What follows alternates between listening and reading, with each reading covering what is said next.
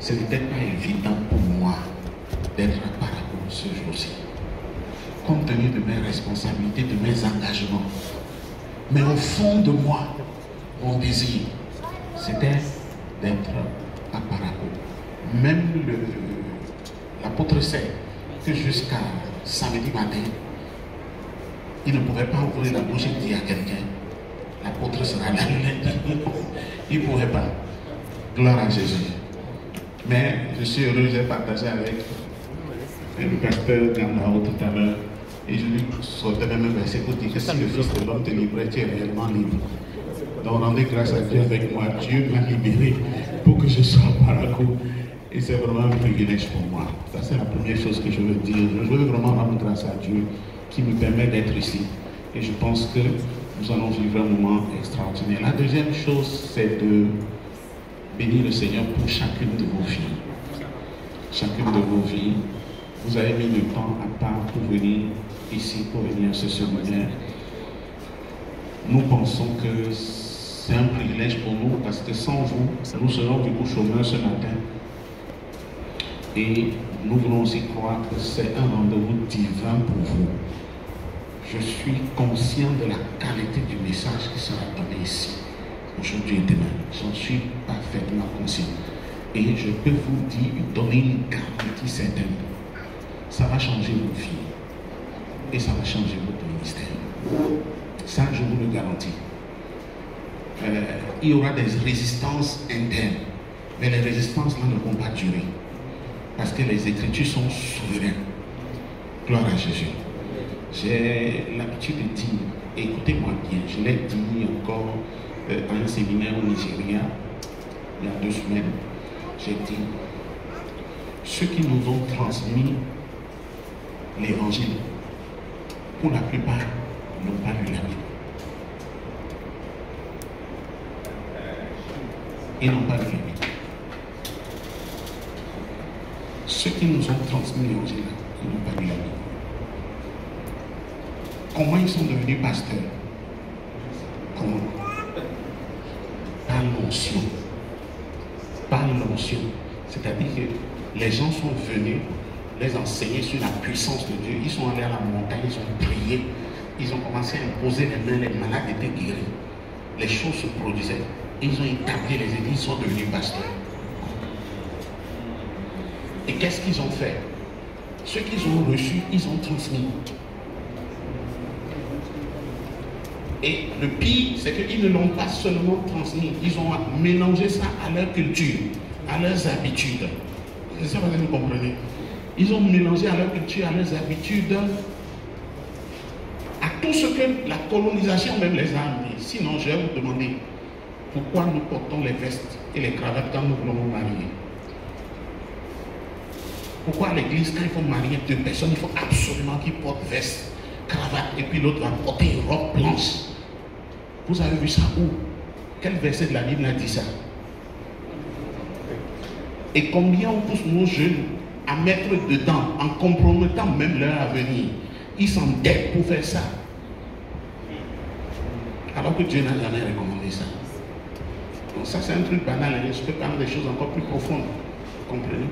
Donc, ceux qui nous ont transmis la parole l'ont reçu eux-mêmes sans la parole. On les a transmis l'onction, la puissance, la prière.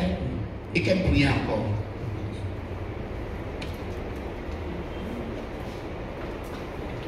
Et donc, c'est comme ça que les doctrines se sont bâties. Aujourd'hui, nous pouvons questionner toutes les doctrines de nos églises. Vous verrez que 80% de ces doctrines ne sont pas bibliques. Nous pouvons questionner, c'est-à-dire on prend la Bible, on dit, ça là que on croit là, ça vient d'où? Et vous allez voir que c'est pas biblique. L'apôtre Paul est allé à Galate, il a prêché l'évangile. Les gens écoutez, ils ont cru. L'apôtre Paul est parti. Après, il a fait quelques années, il dit envoyez les rapports. Ce qu'il a commencé à entendre l'a choqué, l'a dépassé. Parce que c'est ce que les gens ont pris là. Ils ont mélangé ça à leur tradition, ils ont mélangé ça à beaucoup de choses. Gloire à Jésus. Et puis ils ont imposé ça à l'église.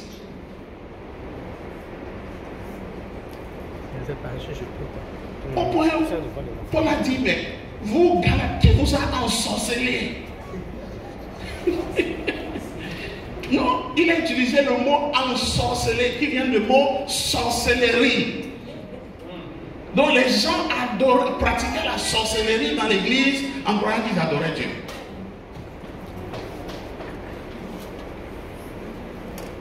Ils faisaient quoi? Ils pratiquaient la sorcellerie dans l'église. Il dit, vous, Galates insensés, qui vous a ensorcelé? C'est l'église que lui-même il a fondée. C'est l'église que lui-même il a établie. Il a juste fait un tour, il est revenu. Catastrophe.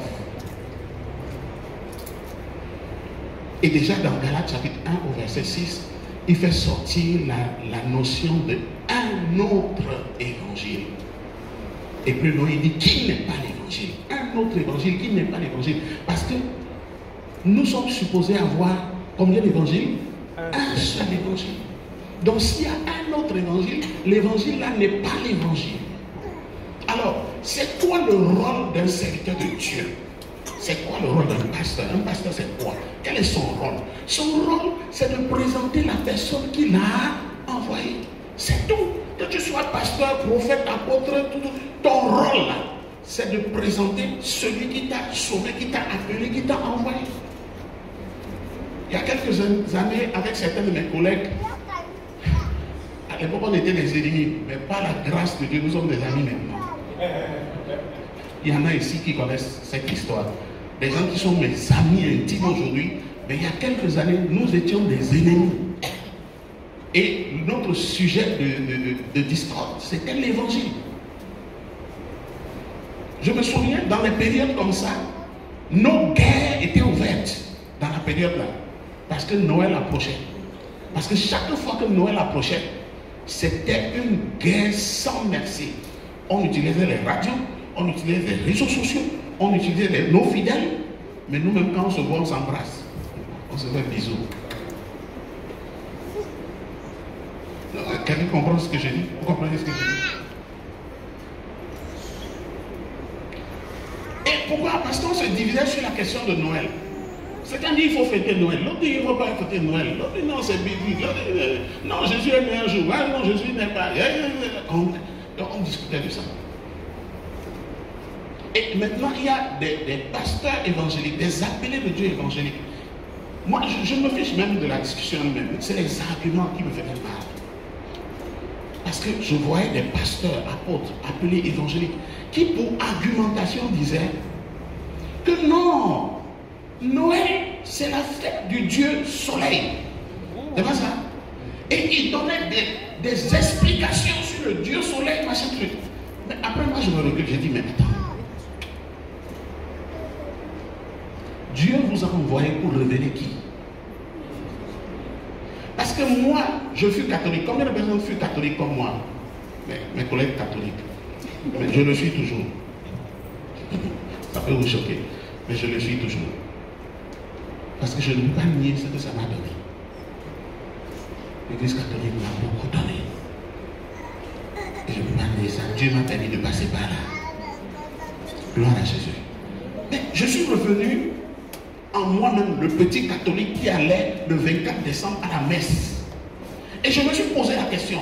Quand tu étais petit, tu allais à la messe de 24 là. Qu'est-ce qui te motivait pour aller à la messe? Est-ce que c'était un Dieu soleil? Non. Pourquoi tu allais, toi petit catholique? Je me rappelle que j'allais pour adorer, excusez-moi le terme, le petit Jésus. J'allais adorer quoi? Le petit Jésus. Heureusement, quand je suis devenu né de nouveau, Jésus a grandi.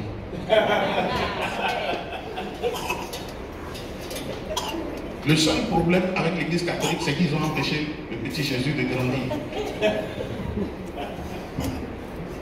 Donc, c'était ça ma foi, c'était ça ma conviction. Maintenant, que ce soit un pasteur évangélique, qui viennent me dire aujourd'hui que le petit Jésus que j'allais adorer là, que c'est le Dieu soleil. Mais c'est terrible. C'est-à-dire que le pasteur évangélique, moi qui adorais le petit Jésus, il est venu me présenter un Dieu que je ne connaissais pas. Le Dieu que tu présentes, c'est le Dieu que tu sais. Donc, je leur disais simplement, vous êtes les prophètes du Dieu soleil.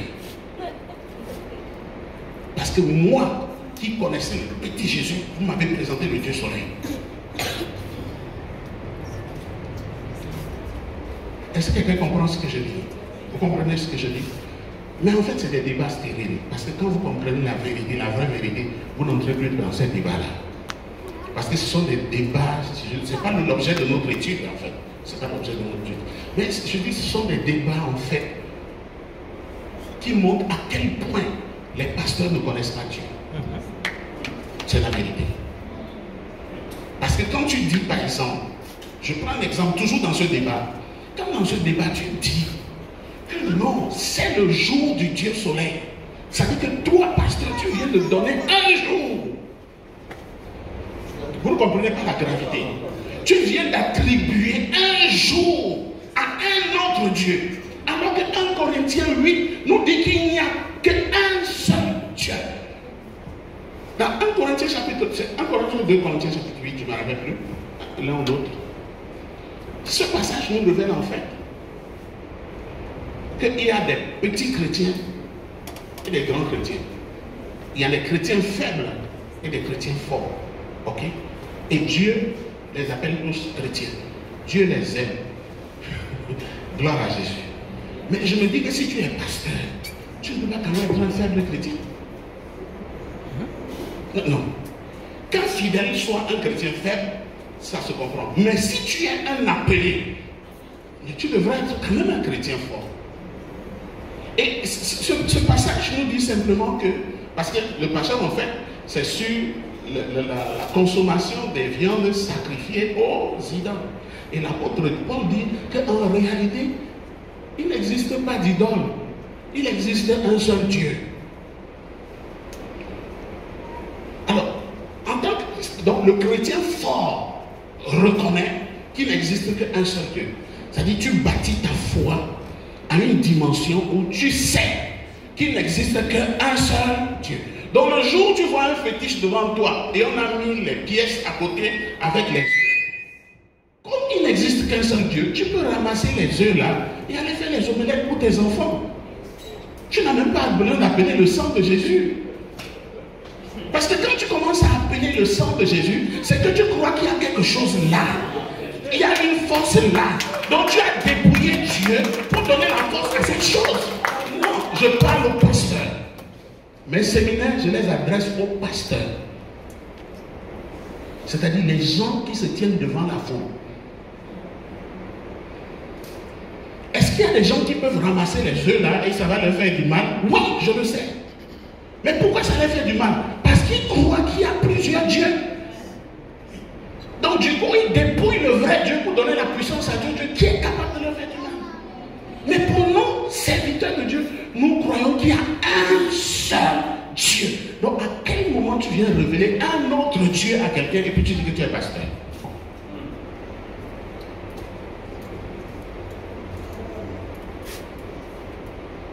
Est-ce que j'ai parlé? Ça passe? Revenons maintenant à nos moutons. C'était pour qu'on comprenne mieux.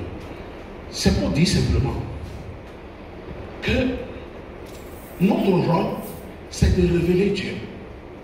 Et nous révélons Dieu à travers sa parole. Parce que sa parole, c'est lui-même. Au commencement était la parole.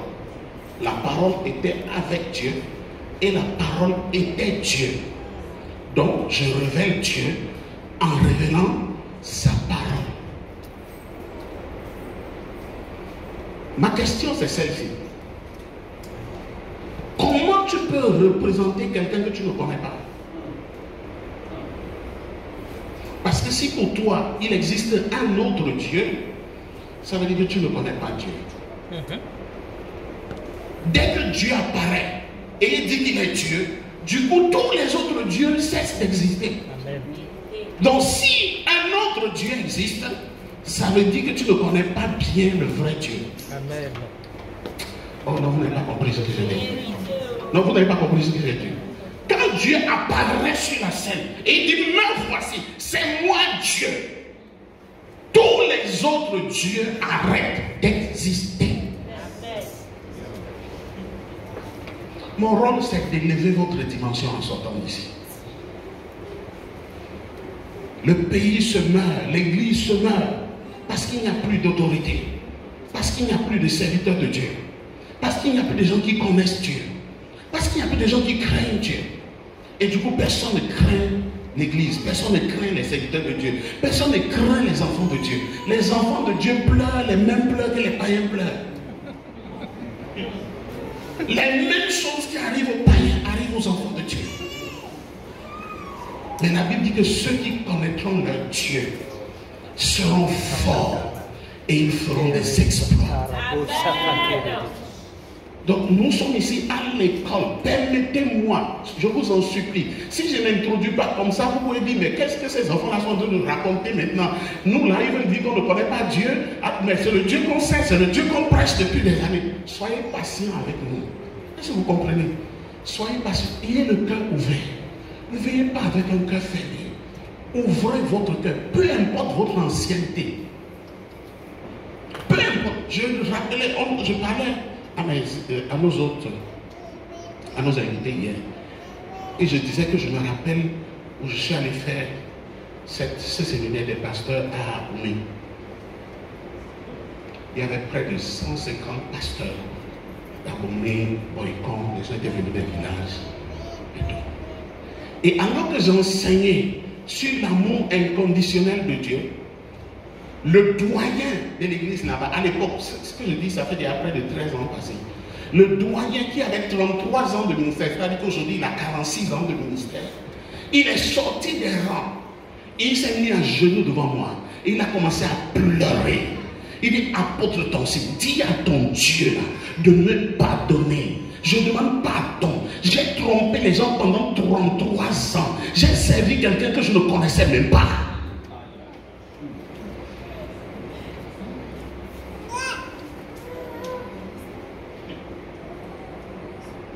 Donc je vous en prie, l'une des choses, et ma prière, c'est que Dieu nous revête, quel que soit notre moteur, de l'humilité.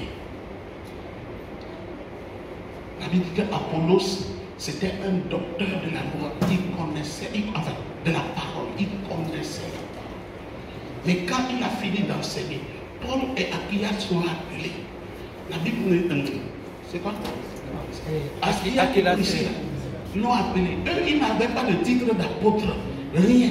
Mais ils l'ont appelé. Viens, docteur, assieds-toi ici. Et la Bible dit qu'ils lui ont expliqué la parole avec plus d'exactitude. Ma prière, c'est que nous soyons tous revêtus d'humilité pour connaître Dieu et mieux le représenter. Si vous ne le connaissez pas, vous ne pouvez pas le représenter. Misrepresentation is dangerous. Tu dis que tu vas pour représenter quelqu'un et tu vas parler de quelqu'un d'autre. Donc imagine la frustration de la personne. Il t'a appelé, dit mon fils, viens, va me représenter. Va me dire que ce que je suis. Et puis tu vas là-bas. Et puis tu parles de son meilleur ennemi en fait quoi. Tu dis comment son meilleur ennemi est fort, comment il est puissant, comment il peut tuer, comment il cause les accidents, comment... Et c'est parce que le meilleur ennemi là, il est très fort. C'est pour ça qu'on doit prier mon maître. On doit le prier, on doit le supplier. Parce que mon maître, il est capable d'atténuer. Il est capable d'atténuer, mais encore faut-il que tu le pries fort. Parce que si tu ne le pries pas fort, l'ennemi là, il va t'écraser. Dites-moi que c'est pas ce que nous avons fait tout le temps. Que quelqu'un lève la main ici et dise que c'est pas ce que nous avons fait.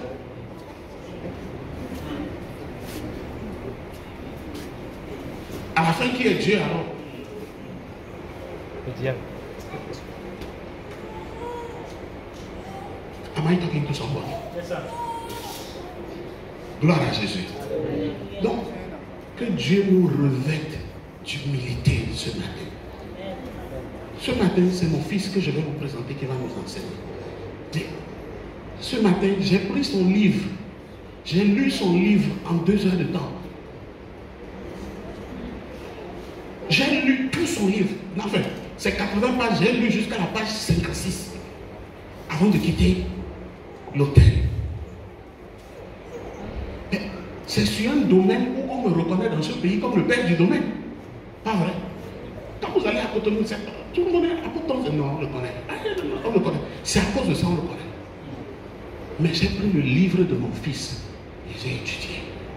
Et j'ai appris tellement de choses dans ce livre. J'ai pris les notes. J'ai pris les notes. J'ai pris les notes. Revêtons-nous d'humilité. On nous a toujours fait croire qu'on était des pasteurs Superman. Même quand on est malade, on ne sait pas qu'un de nos fidèles peut nous imposer les mains et prier, on est guéri.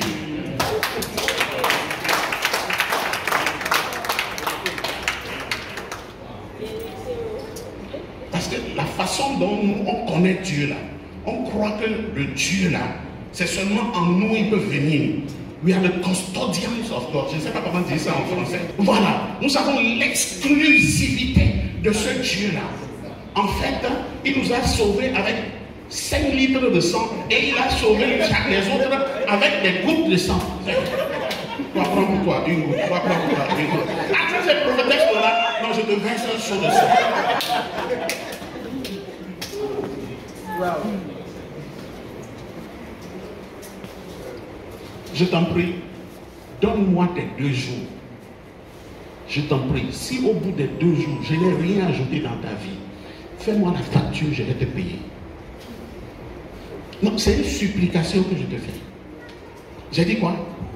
Donne-moi tes 2 jours, tes 2 matinées. Si au bout des 2 matinées, tu fais le bilan, c'est négatif, dis apôtre Toncé, chacune de mes matinées coûte 150 000. Tu as pris 2. Avec 300 000, je vais te payer avant de quitter Paris.